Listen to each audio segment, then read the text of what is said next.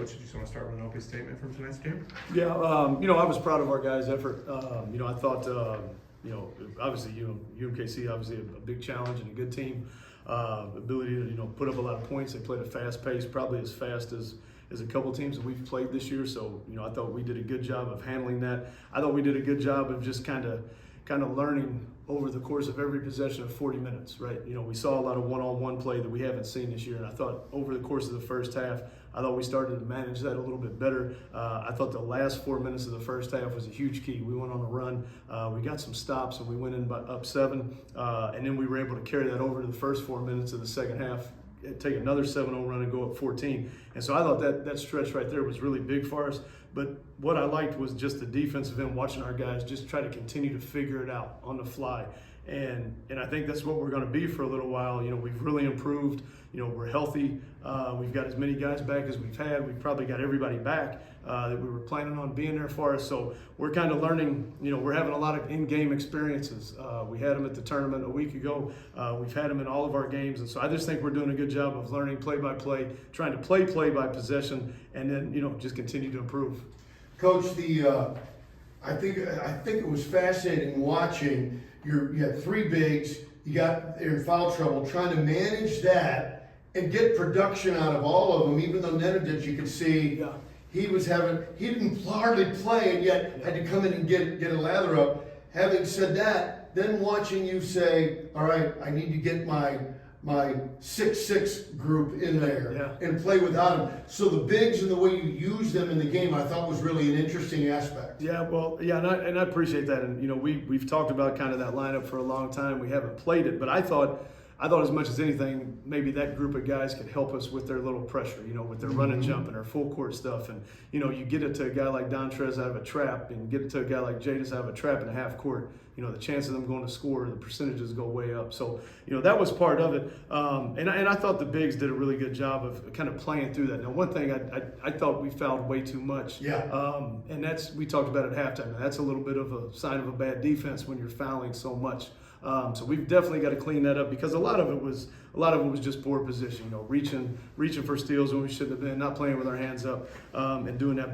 But I was proud of those guys. I thought Kevin Anthony did a great job for us. Has hardly played the last few games, and comes in and does his job. Just does his job. And I thought that was important. And so, but then I think, again, to see that small group out there be able to do some things defensively, I think Jeremiah Talton drew back-to-back offensive fouls, so what more can you ask for when you get that group out there? So. Yeah. And so, the follow-up on the bigs question, when's the last time you had 3? In the past, you just play the little guys because that's all you got. Yeah, now we have 3 and we didn't play them. But sometimes you go back to your old habits, Right. But I do like it, though, because it gives us some versatility. And those guys have been really good for us. Rob has been really good for us in his minutes. Milos has been good for us in his minutes. And Kevin is a guy that we've talked about that, he hasn't gotten the minutes maybe that he wants, but he's working hard every day. And so he's able to come in and give us 10 good minutes tonight. And that's just a credit to him working hard. Coach, you guys finished with 40 points in the paint, but I think at the start of the game, 20 of your first 26 were in the paint, the other 6 were the free throws.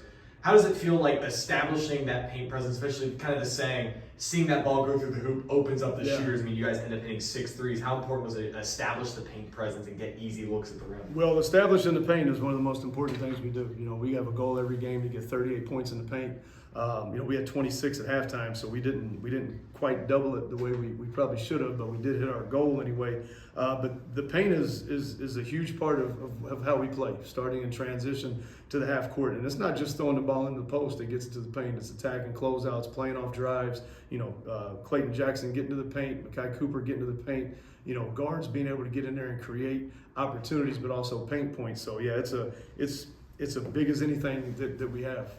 And then, Coach, I think you mentioned in your opening, they like to play a fast-paced style of game. How are you guys able to insert that full-court pressure, even when you weren't forcing turnovers, just to slow them down and force them to play that half-court offense? Yeah, I thought the little three-quarter defense was good for us tonight. First time we've played it all year. We've worked on it quite a bit. But, it's one of those things where you throw it out there, and you see what happens, and you could tell that it slowed them down. You could tell it made them a little bit uncomfortable, or at least changed the pace of the game. We got a couple turnovers. Probably should have had a couple more if we can pick up loose balls better. But it was really a big factor for us, and so it was good to see our guys take it to the court and execute. Sometimes you worry. you practice your secondary defenses frequently, but you don't always play them. And so when you throw it out there, you're worried if your guys are engaged in it. Are they serious enough? Do they know how important it is? And I thought our guys did a really good job with it tonight. You mentioned kind of had a prescribed number, an X number of points in the paint and so forth. How much do you use analytics in today's game? I think that's fascinating, the way the game has turned that way. Yeah, not as much as most people do, but it grows on me in certain spots. Yeah. Like I said, I think for us the simple things, what percentage of our threes are what we would consider green threes? What percentage of our shots are contested? We look at a lot of that. We'll go through individually with our players, and we may grab a couple guys, after the break and go through every shot from tonight. And so we're not just going to play it by the numbers, because I'm probably a guy that I'm probably stuck in my ways of how we play. But I think we've done more, probably from an individual standpoint, of helping guys understand role, shot selection, things like that. Yeah, it's not just good coach, plays, not just coach yelling at you. Yeah. But look, this proves it. Yeah, exactly. And when the numbers are there, I think it's hard to deny it. So we're into it a little more than we used to be, but you definitely can find some value without a doubt. Coach, I think I just wanted to finish up. Kind of Bob brought it up about you guys now have like 2-3 bigs that you can just get in there, and it's led to you guys out rebounding teams consistently now up to this point this season. What's that been like, being able to just grab those boards, limit second possessions for them, and get out in transition? Yeah, I think the thing that you see is I think Milos makes such a big difference because he's a big presence in there, and Rob makes a difference because he's a high motor guy. Rob's had one game for sure with 10 rebounds, maybe 2, maybe it was 9. Milos has already had, even counting our exhibition games, Milos has already had 3 double-doubles. And even tonight in a little bit lower minutes, he still gets 5 rebounds and grabs a big one in the last 4 minutes. So I think those guys' presence is helping, because then you see guys like Dontrez go get 8 or 9 rebounds the other night in Indiana, and Jadis has, Jadis gets 12 rebounds tonight. Aeneas goes and gets 5 rebounds. So I think the size presence is not only helping us rebound them individually, but I think it's helping everybody get a little more freedom to go rebound it, because we're just not so undersized anymore. And I don't think there's any doubt having those guys has helped our entire team be a better defensive rebounding team.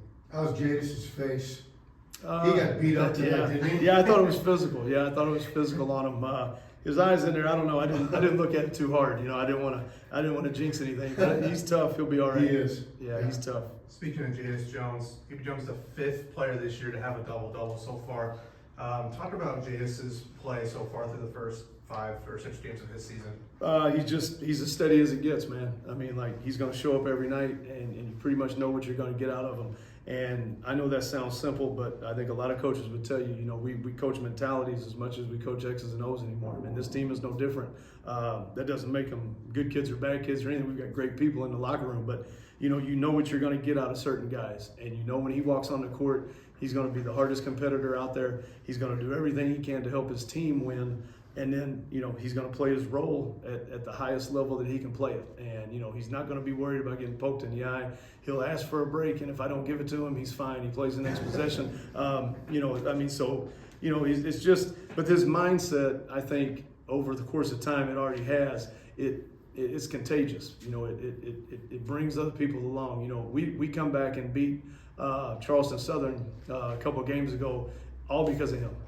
All because of him. I mean, his work ethic and his fight in that game. Yes, he had 30 points, and that was big. But I think as he got going, it brought everybody along, and it pulls a little bit more out of people than they think they have. And that's a special type of guy. Also, talk about your free throw shooting tonight. You went 20 of 27, and in James Bass, free throws have kind of been a struggle. So was that an emphasis in practice this week or anything like that? I think it's always an emphasis. The one thing and you talk about analytics, the one thing that we don't do is we don't shy away from it. You got to make them. There's just no way around it. We need to be 80%. It's good to see us at 74. If we weren't 74 tonight, we might very well lose. But it's our responsibility. It's our responsibility as coaches to get guys in there working on it, because some things can still be mechanics at this point. You got to be able to look at a guy and maybe there's something you can fix. We worked with Jadis last year. And he was a 40% free throw shooter first half of the year and a 70% free throw shooter second half. But it's not one of those things that we're ever going to run away from. You know, we're not going to say, hey, don't talk about it. We'll just make them. No, we're going to be honest about it. We're going to talk about it. If that puts a little more pressure on you, so be it. Get in there and let's get the right kind of reps up, and let's see if we can increase this. You know, last year we started out about the same, and by the end of it, we were really, really good. And I have the same thought for these guys, because as much as we're going to attack the rim and get the ball to paint, you got to be able to make your free throws. Now on to NIU. What do you know about NIU? Nothing. I'm going to have Thanksgiving and start to think about it here over the next couple of days. So that's it. You give everybody, how many days you give off? We're actually going to take 2 days off here. Yeah, so we're going to take a couple of days off and let them go home. We got a short Christmas break, so Yeah. they'll have some time home, and then we'll get back here on Friday and get to work. Good. Awesome. Thank you, Coach. Yep.